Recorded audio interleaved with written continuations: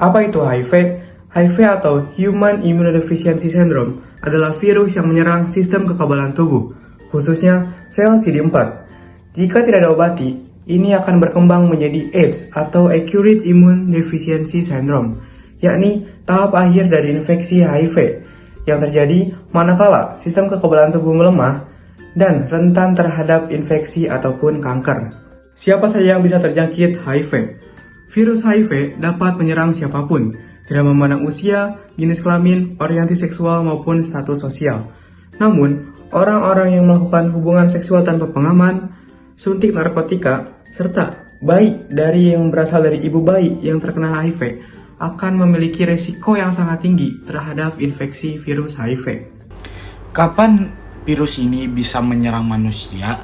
HIV dapat menyerang kapan saja setelah seseorang terpapar virus melalui darah, cairan tubuh, atau hubungan seksual tanpa pengaman. Gejala bisa muncul dalam beberapa minggu, tapi AIDS bisa berkembang setelah beberapa tahun tanpa gejala yang jelas.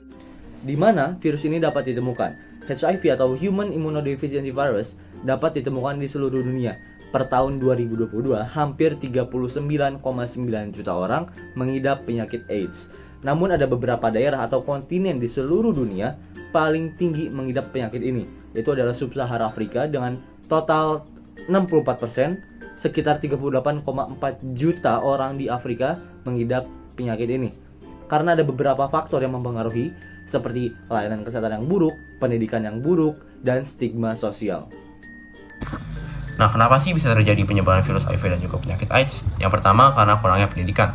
Nah, kurangnya edukasi atau pendidikan ini menyebabkan masyarakat tidak tahu tentang bagaimana penurunan HIV, seperti misalnya tetap masyarakat masih kayak menggunakan jarum suntik secara bergantian, yang tidak steril tentunya, dan juga hubungan seksual tanpa pengaman atau kondom, dan juga transfusi darah yang tidak aman ya, yang tidak profesional.